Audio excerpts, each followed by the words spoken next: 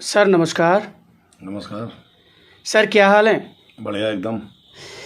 My dear friends, this is Shiva doctor from nature Paris series. My dear bro, आज हम जिस success से रूबरू करा रहे हैं वो हैं श्रीमान राजीव गुप्ता। राजीव गुप्ता जी के बारे में हम थोड़ा सा आपको परिचय दे दें। ये पूर्व में चेयरमैन रहे जनाब रघुवर दयाल गुप्ता जी के बेटे हैं और होटल ग्रीन पार्क एटा रोड स्थित पर ये बैठते हैं। और इतना ही नहीं, ये सोशल वर्क के लिए सिकोहाबाद में जाने जाते हैं। तो हम आज जो इनसे जो बात करने जा रहे हैं वो राजनीतिक नहीं, सोशल वर्क के ऊपर इनसे हम बात करेंगे कि इन्होंने सोशल वर्कर के रूप में अभी तक क्या किया है। इस संदर्भ में अगर आपकी अनुमति हो जनाब तो मैं दो बातें कर लूँ। बिल्कुल बिल्कुल सर, पूछिए। सर जैसे हमने जो जानकारी ली है उससे ये पता लगा है कि आपने रोटी बैंक है, कंबल बांटना या पेड़ लगवाना या फिर जो मरीज़ रहे कुछ लोग जो बड़ी लंबी बीमारियों से, उनके लिए आपने मदद की है। बेसिकली हम आपसे इस संदर्भ में ही बात करेंगे, मैं राजनीतिक आपसे बात नहीं करूँगा। तो बताइए थोड़ा सा अपने बारे में कि आपने कब और कहाँ और कैसे लोगों की, समाज की, राष्ट्र की मदद की है। Tell me right now mister Gupta. हम लोगों ने 12 मार्च 2018 को रोटी बैंक खोली थी, जिसमें हम 14 ट्रस्टी थे जी, 10 उस समय मेंबर थे। हम लोग आपस में डोनेशन कर रोटी बैंक चलाते थे। आज भी वो रोटी बैंक चल रही है, लगभग 4.5 साल से ऊपर हो चुके हैं और कम से कम 200 लोग खाना खाते हैं उसमें और ज़्यादा से ज़्यादा 400 लोग। और उसके अध्यक्ष हैं श्री अजय कुमार आहूजा जी, डॉक्टर साहब। उनके बेटे Sanjeev Ahuja ji trustee, Sanjeev Agarwal Pooja group, Rajeev Agarwal ji Pooja group ये ट्रस्टी हैं, अश्विनी कुमार डेरी, बड़ू सिंगल, अम्बोज सिंगल, सीए अतुल गुप्ता, मनोज गुप्ता, मैं, शैलेंद्र जैन, सीए राजीव गुप्ता, हरचंद चिन्नी, ये सारे इसमें ट्रस्टी हैं। और हो सकता है एक दो नाम छूट गया हो।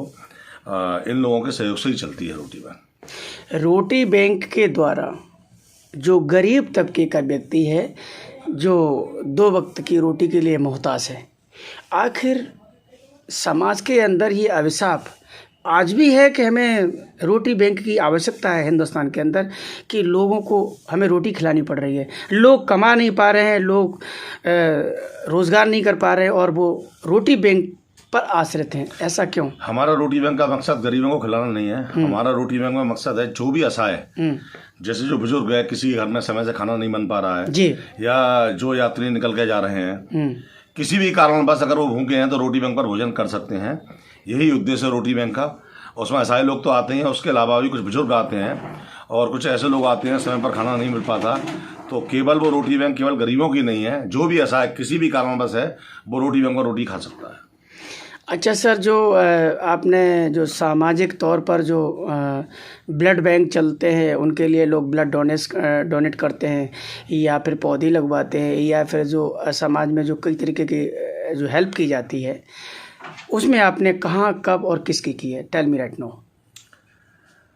जो हम लोग मदद करते हैं वो मैं अकेला नहीं करता हूँ, मेरी एक रोटी बैंक टीम है पूरी, जो मैंने नाम बता दिया आपको। जी जी, नवीन अग्रवाल जी भी, उनका नाम रह गया था। जी जी, राजकुमार अग्रवाल जी भी हैं जी। तो ये टीम पूरी मदद करती है। जो हम कंबल बांटते हैं उस कंबल में लगभग 40 से लेकर 50 लोग हमारा सहयोग करते हैं। कोई 100 कंबल देता है, कोई 200, कोई 300, कोई 500 और अधिकतर इसमें संख्या रोटी बैंक की होती है। रोटी बैंक की महिलाएं और रोटी बैंक के ट्रस्टी और रोटी बैंक के सदस्य 80% लोग यही डोनेट करते हैं कंबल, जिससे हम 5 इस बार तो हमने 65 कंबल बांटे थे, वैसे कम से कम 5000 कंबल हम बांटते हैं। पेड़ पौधे जो लगते हैं वो हम अपने पैसे से लगवाते हैं, ग्रीन पार्क होटल अपना लगवाता है। जो ब्लड डोनेट हमने इस बार किया था पिछले साल, 1 साल हो गया लगभग, उसमें Roti bank plus Green Park hotel ने लगवाया था। तो कहीं ना कहीं ट्रस्टी सदस्य, महिला सदस्य रोटी बैंक के जो भी हैं उनका पूरा योगदान रहता है।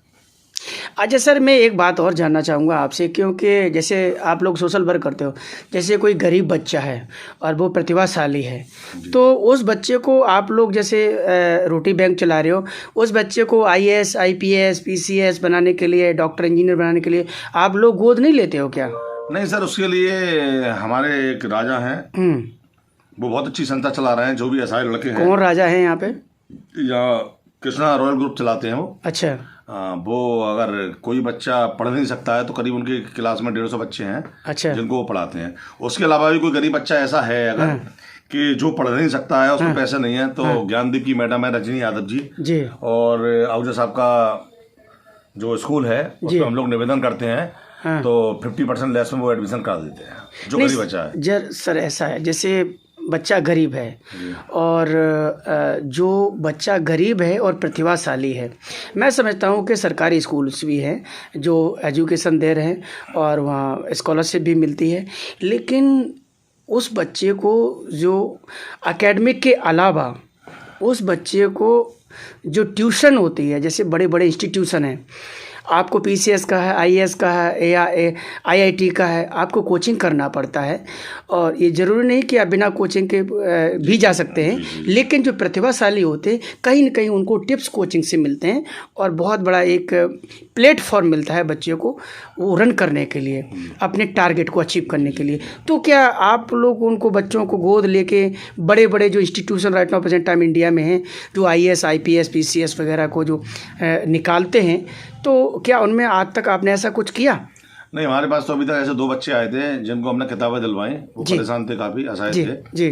तो हम लोगों की रोटी बैंक की टीम ने 2 बार उन लोगों को पूरी किताबें दिलवाई, उनका पूरा कोर्स का जो खर्चा था वो हम लोगों ने दिया। इसके अलावा ना तो हमारे पास कोई आया, और मैं समझता हूँ शहर में और भी वो समाज सेवी हैं बड़े बड़े, वो हर तरह से कुछ ना कुछ मदद करते हैं लोगों की। अच्छा जी। सर, भगवान करे, मैं तो ये कहूँगा कि आप जब समाज की सेवा करते हैं, परमात्मा आपको इतनी ताकत दे कि और लोगों की सेवा करें, इतनी शक्ति दे कि और लोगों को आपका जो है लाभ मिल सके और आपके द्वारा लोगों का भला हो सके।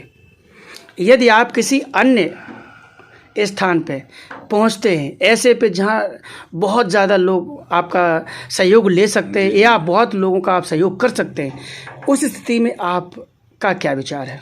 देखिए, एक तो जो समाज सेवा की जाती है वो लाभ और हानि के लिए नहीं की जाती। हमारा उद्देश्य होता है केवल असहाय लोगों की मदद करना जी। तो उसमें लाभ वाली तो कोई चीज़ है ही नहीं जी। और बाकी भगवान की कृपा है कि हम लोगों का लोग जहाँ भी हम लोग जाते हैं, हमसे मतलब जो भी समाज से भी होता है उसको सम्मान मिलता है। सर, आपने निसंदेह हमारे सवालों का सही बिना घुमाव के और बिना टाल मटोल के जवाब दिया है सास के साथ। इसके लिए मैं आपको बहुत बहुत धन्यवाद। Thank you sir. ओके।